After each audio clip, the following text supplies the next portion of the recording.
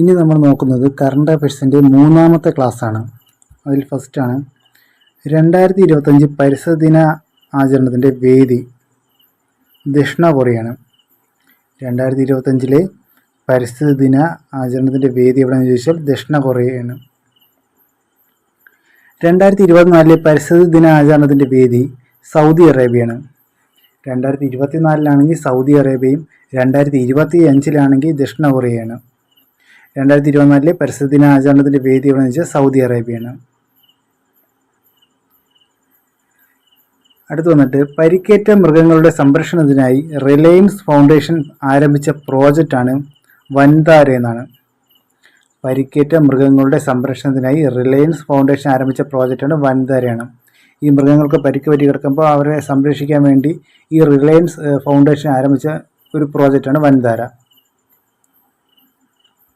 അടുത്ത് വന്നത് ഡൽഹിയുടെ ആദ്യ വനിതാ പ്രതിപക്ഷ നേതാവാണ് അതിഷിയാണ്. ഇവിടെ നോക്കേണ്ടത് ഡൽഹിയുടെ ആദ്യ വനിതയാണ് വന്നിട്ടുള്ള ഡൽഹിയുടെ ആദ്യ വനിതാ പ്രതിപക്ഷ നേതാവാണ് അതിഷിയാണ്. അതിഷി പേര് നോട്ട് ചെയ്തോണ്ട് അതിഷിയാണ്. 2025 ജ്ഞാനപ്പാന പുരസ്കാരം കിട്ടിയത് KP ശങ്കരനാണ്.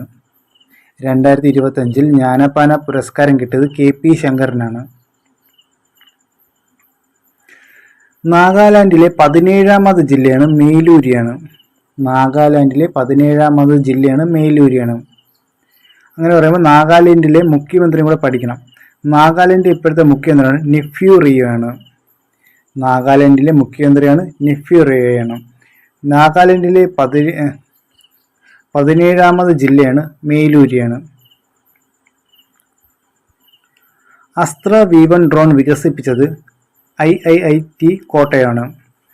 അസ്ത്ര V1 ഡ്രോൺ വികസിപ്പിച്ചത് IIIT കോട്ടയാണ്.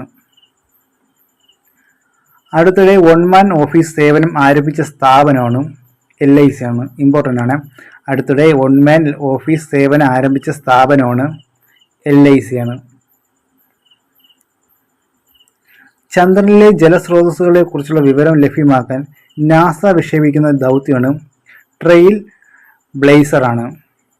ചന്ദ്രനിലെ ജലസ്രോതസ്സുകളെ കുറിച്ചുള്ള വിവരം ലഭ്യമാക്കാൻ നാസ വിക്ഷേപിക്കുന്ന ദൗത്യമാണ് ട്രെയിൽ ബ്ലേസർ ആണ്.